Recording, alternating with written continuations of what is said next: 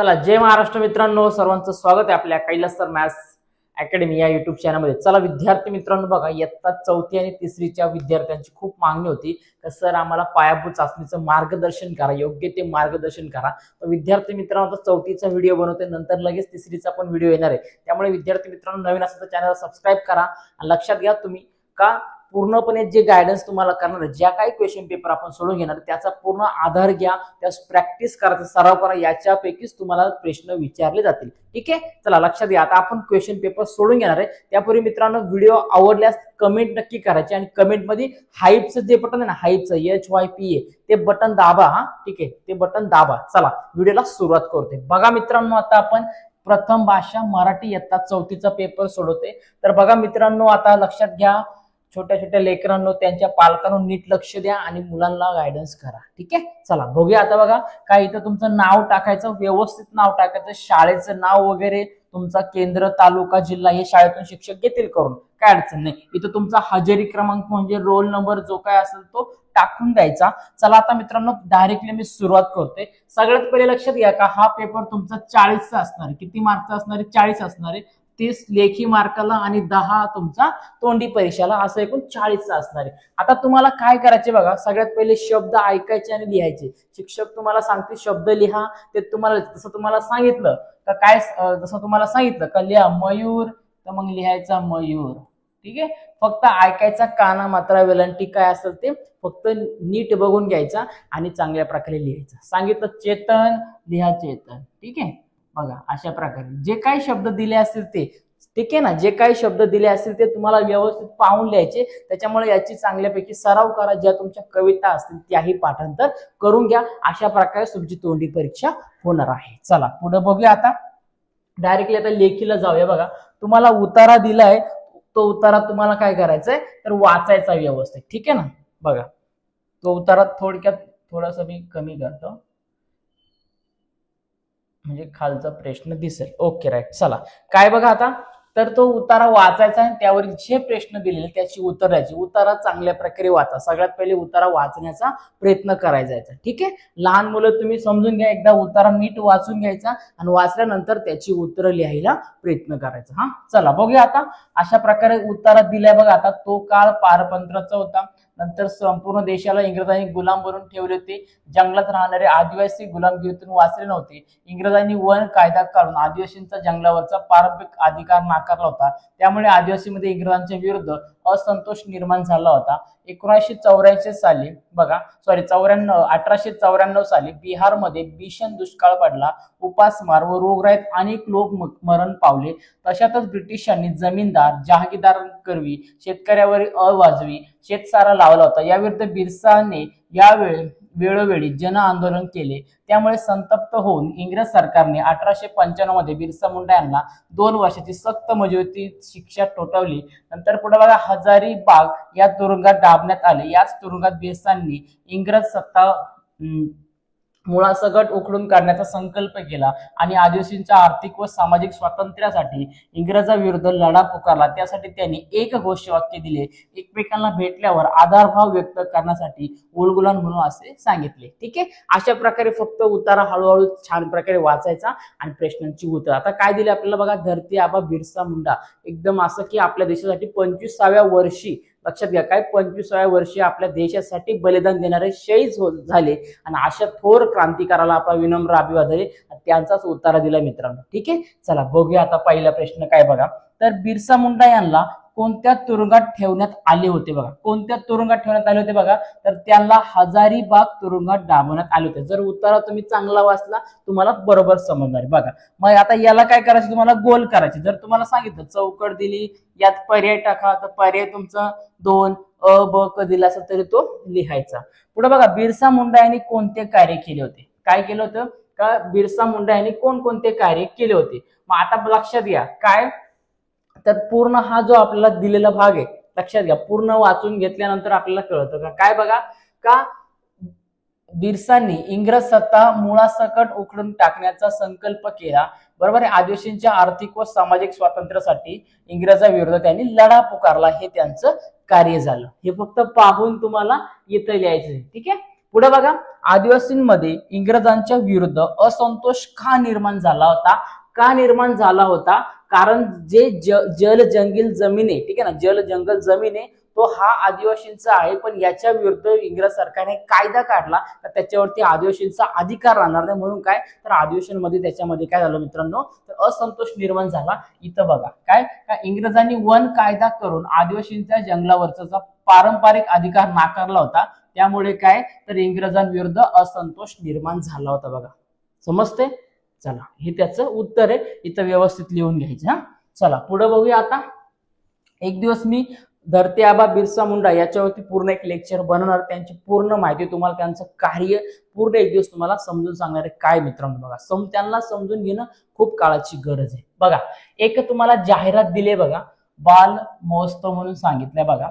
ह्या जाहिरात नीट वाचून घ्यायची आणि तुम्हाला काय करायचं का दिलेल्या प्रश्नांची उत्तर द्यायची. बघा इथं त्यांची वेळ दिली, इथं दिनांक दिलाय, स्थळ दिले, आयोजक कोणी केले, किती रुपये फी आहे, सगळं दिलेलं आहे. चला पहिला प्रश्न हो गया, बाल महोत्सव कोठे आयोजित केला होता? बरोबर, कोठे बघा दिसतंय ना, कोठे स्थळ म्हणजे काय ठिकाण, काय स्थळ म्हणजे ठिकाण दिसतंय ना, मग काय तर विद्यानिकेतन विद्यालय मैदान जळगाव. बघा समजते ना, ठीक आहे. आणि कोणी केलं होतं? अहिल्या महिला मंडळ जळगाव याने, ठीक आहे. मग हे त्याचं उत्तर झालं विद्यानिकेतन. इथं लिहायचं हा, विद्यानिकेतन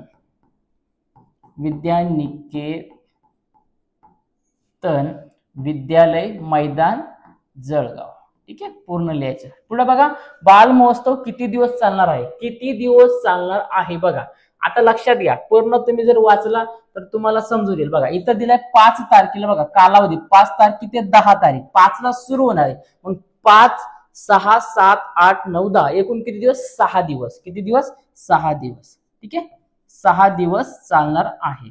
पुढे बघा, बाल महोत्सव विद्यार्थ्यांसाठी कोणकोणती स्पर्धा आयोजित केले? कोणकोणत्या स्पर्धा आयोजित केल्या? बघा इथं रांगोळी स्पर्धा दिले, वैयक्तिक गीत गायन स्पर्धा, वैयक्तिक नृत्य स्पर्धा, कथाकथन, नंतर वेशभूषा, एकांकिका, अशा वेगवेगळ्या स्पर्धा आयोजित केल्या आहे. कोणत्याही 1-2 लिहिल्या तरी चालते, ठीक आहे. चला पुढे बघूया पटकन. पुढे बघा, खालील दिलेल्या प्रश्न तुम्हाला काय सोडवायचे. बघा खालील वाक्यात योग्य विरामचिन्हाचा वापर करून वाक्य पुन्हा लिहायचे. लक्षात घ्या, योग्य विरामचिन्हाचा वापर करायचा. बघा, अरे आई म्हणाली, अरे राजा एक छोटस काम करशील का रे? बघा काय छोटस काम करशील का रे, प्रश्न विचारलाय ना, शेवटी इथं काय आलं पाहिजे? प्रश्नचिन्ह. समजतंय? बघा पुढे बघा, कंसात दिलेल्या शब्द समूहाचा योग्य जागी योग्य बदलाचा वापर करा. प्रश्नचिन्ह देऊन वाक्य पूर्ण लिहायचं. हा बघा आता बघा काय मनी दिले तुम्हाला, त्याचा एकदा अर्थ समजून घ्यायचा. बघा आता ठीक आहे ना, खाली पण तेच. बघा आता बघा, रमेश ताईसोबत बागेत फिरत होता, ठीक आहे. फिरता फिरता बागेतील फुलांचे डॅश डॅश होता, शेजारच्या विक्रेत्यांजवळ खेळण्याचे त्याला डॅश डॅश होते. बघा आता काय बघा, रमेश ताईसोबत बागेत फिरत होता, फिरता फिरता बागेतील फुलांचे, आता काय तर कुतूहल वाटणे, ठीक आहे ना, कुतूहल वाटणे, निरीक्षण करणे आणि आवड असणे, अशा प्रकारे दिलेलं आहे. आता तुम्हाला 2 कुठलेही लिहायचे आणि पुढे सांगितले शेजारच्या विक्रेत्याजवळ खेळण्याचे त्याला काय. बघा आता काय दिले तर रमेश ताईसोबत बागेत फिरत होता, फिरता फिरता बागेतील फुलांचे त्याने काय केलं? निरीक्षण करत होता. त्याचे काय करतात? तो निरीक्षण करत होता. निरीक्षण करत म्हणजे काय? त्यांना बघत होता. आणि शेजारच्या विक्रेत्याजवळ खेळण्याचे त्याला काय तर आवड असते. बघा त्याला काय होते? खेळण्याचे त्याला काय आवड असत. बघा समजते? फक्त इथून पाहून येते याची. पुढे बघा, कंसात दिलेल्या म्हणीपैकी आवड, हा नीट व्यवस्थित शब्द घ्या. पुढे बघा, कंसात दिलेल्या म्हणीपैकी योग्य अर्थाची म्हण निवडून वाक्य पूर्ण करा. बघा, काखेत कळसानी गावाला वळसा, नाचते ना अंगण वाटते, लहान तोंडी मोठा घास. आता वाचूया बघू काय दिले. बघा, कविताच्या चपात्या का करपल्या म्हणून आईने विचारले. काय चपात्या करत असताना चपात्या का करपल्या, जळाल्या म्हणतो आपण. तर कविता म्हणाली तवा पातळ आहे. काय तर कविता म्हणाली तवा पातळ. तर तवा पातळ असो का जड असो त्याचा काय संबंध आहे? बरोबर ना, गॅसवर असेल चुलीवरती असेल, आपल्याला त्यात भाजता आल्या पाहिजे ना. मग आता काय म्हणजे काय या कवितेचा अर्थ काय? काखेत कळसन गावाला वळसा येईल का नाही? एखादी वस्तू जर सापडत नसेल त्याला काखेत कळसन गावाला वळसा म्हणतात. नाचता येणं अंगण वाकडे म्हणजे काय तर आपल्याला लक्षात घ्या का आपल्याकडे एखादी गोष्ट आहे पण आपल्याला ती नीट करता येत नाही, त्याला येत नाही, म्हणून इथं म्हणतात ना काय तर नाचता येणं आणि अंगण वाकडे. बघा हे इथे लिहायचं, ठीक आहे ना, नाचता येणं आणि अंगण वाकडे. हे व्हिडिओ थांबवा तुम्ही, मी साईडला उभा आहे, स्क्रीनशॉट काढा आणि लिहून घ्या, त्याची सराव करा. चला, मनी पाठांतर असणं गरजेचं आहे. पुढे बघा रे, खालील चित्र पहा आणि त्यावर आधारित गोष्ट लिहा. बघा काय, खालील चित्र पहा आणि आधारित गोष्ट लिहा. लक्षात घ्या मित्रांनो, तुम्ही आता जो व्हिडिओ बघताय, सध्या जो व्हिडिओ बघताय, तुमच्या सगळ्यात पहिले तुमच्या आई वडिलांना जे कोणी असेल बाजूला त्यांना पहिल्यांदा बोलवा. चला, बोलवलं का, त्यांना बोलवा किंवा सोबत असेल तर नीट लक्ष द्या मी काय सांगतो. बघा, जर तुमच्या मुलाला किंवा मुलीला बघा गणितामध्ये, लक्षात घ्या काय, गणित असेल, त्याच्यानंतर इंग्रजी असेल, काय असेल, इंग्रजी असेल, म्हणजे इंग्रजी याच्यामध्ये वाचन असेल, काय असेल, वाचन असेल, त्याच्यात वेगवेगळ्या स्पेलिंग असेल, इंग्लिश रिडिंग असेल, अर्थ असेल, आणि मॅथ्स मध्ये गणितामध्ये त्याच्या ज्या महत्वाच्या क्रिया आहे, बेरीज, वजाबाकी, ऍडिशन, सबट्रॅक्शन, मायनस, किंवा गणितामध्ये त्याला आवडच नाहीये, त्याला गणितामध्ये खूप कंटाळा येतो, काय असेल, या सगळ्यांसाठी मित्रांनो बघा, सर्व पालकांनो लक्षात घ्या, एक फाउंडेशन बॅच आपण काय करणार आहे तर आता लवकरच क्रिएट करणार. लक्षात घ्या काय, फाउंडेशन बॅच आपण क्रिएट करणार आहे. याची फीज एकदम कमी असणार आहे, अगदी 500 ते 600 रुपयेच असणार आहे. ती सगळी घ्या, 4-5 किंवा 3-4 महिन्याची काय त्याची व्हॅलिडिटी असेल, मी सगळे तुम्हाला नंतर माहिती आपल्या चॅनलवरती भेटून जाईल. पूर्ण ती बॅच घ्या. आणि खरं सांगतो, तुमच्या पाल्याला, म्हणजे जर तुम्ही विद्यार्थी म्हणून जरी व्हिडिओ बघताय किंवा पालक म्हणून, तर लक्षात घ्या 100% गणितामध्ये इतका रस वाढेल का गणितामध्ये खरं सांगतो त्याला कधी जीवनात कमी पडणार नाही. गणित म्हणजे काय असतं, त्याला आवड येणारच, गणिताची आवड वाढणार, इंग्रजी पूर्णपणे त्याला वाचन येणार. ज्या दिवशी मी बॅच सांगेल, लॉन्च करल, त्या दिवशी बॅच घ्यायची. ठीक आहे, कोण कोण घेणार कमेंट मध्ये सांगायचे मला. हा, चला पुढे बघा, खालील चित्र पहा, ओके, त्यावर आधारित गोष्ट आहे. आता गोष्ट तुम्हाला तुमच्या मर्जीने मनाने लिहायची. बघा, आता जास्त लिहित बसतो वेळ जाईल. बघा काय, तर एक लाकूड तोडा दिसतोय आपल्याला, तो इथे झाड म्हणजे वृक्ष हे झाड तोडायला आलेलं आहे आणि 2-3 शाळेतील लहान मुलं दिसत आहे. तर ते त्याला सांगताय का, काय सांगताय का, झाड तोडू नका. मग काय आपण त्याला गोष्ट देऊ शकतो, नाव देऊ शकतो, वृक्ष किंवा झाडे हेच जीवन, अशा प्रकारे आपण त्याला नाव देऊ शकतो. बरोबर आहे, झाडे हेच जीवन असं दिलं तरी चालेल. मग आपण याच्यामध्ये काय सांगू शकतो का, एका गावामध्ये 2 तुमच्या मित्रमैत्रिणीचे नाव द्या. एका गावामध्ये 2-3 मुले राहत होते, बरोबर, राहत होते. त्यांना वृक्षांविषयी, झाडांविषयी खूप प्रेम होतं. ते नेहमी झाडे लावायचे, झाडांना पाणी घालायचे. एके दिवशी जंगलात फिरताना त्यांना खूप सारे झाडे दिसले, त्याच्यामध्ये एक लाकूड तोडा दिसता आणि तो झाडे तोडण्यासाठी आला होता. परंतु त्या मुलांनी त्याला अडवलं आणि त्याला सांगितलं की वृक्षांना किंवा झाडांना हात लावू नको किंवा त्यांना तोडू नका म्हणून. ठीक आहे, असे सिंपल एक गोष्ट तयार करायची विद्यार्थी मित्रांनो. ठीक आहे, चला तर फायनली विद्यार्थी मित्रांनो लक्षात घ्या, सर्व पालकांना लक्षात घ्या, आपण मेन फोकस आपला असणारे, लक्षात घ्या, चांगला सराव करा. या बॅच वरती पूर्ण फोकस असणारे, गणितामध्ये इंग्रजीमध्ये रस कसा वाढवायचा याच्यावरती पूर्ण गायडन्स तुम्हाला भेटणार आहे. लक्षात घ्या, जास्त फीज नसणार आहे, सगळ्यांनी फायदा घ्या. लक्षात घ्या, 5वी 6वी 7वी 8वी 9वीला गेले का मुलांना गणित येत नाही आणि गणित न आल्यामुळे त्यांची खूप गोंधळ होतो, खूप धांदळ होते. आणि आताच पासून सावध राहा, आतापासूनच बेसिक गोष्टी जर शिकल्या आणि पुढे जर त्या कामी आल्या तर तुमचा विद्यार्थी किंवा तुमचा पाल्य कधीच त्या गोष्टीमध्ये गणितामध्ये कमी नसणारे याची खात्रीशीर मी तुम्हाला गॅरंटी देतोय. त्यामुळे मित्रांनो लक्षात घ्या, बॅच घ्या. ठीक आहे, आणि चला जे आता क्वेश्चन आपण सोडून त्याचा एकदा सराव करा, काही अडचण नाहीये, समजून घ्या. आता बघा फायनली बघा, एक शेवटचा क्वेश्चन राहिलाय. तुम्हाला गोष्ट करायची, काही मुले बसची वाट पाहत उभी आहेत. थोड्या वेळाने एक वाक्य काय, एक बस येते, लोक बसमध्ये चढतात, बस निघून जाते. मुले बघतात की रस्त्यावर एक पाकिट पडलेलं आहे, ते बसमध्ये चढणाऱ्या एखाद्या प्रवाशीच्या असणार असं मुलांना वाटते.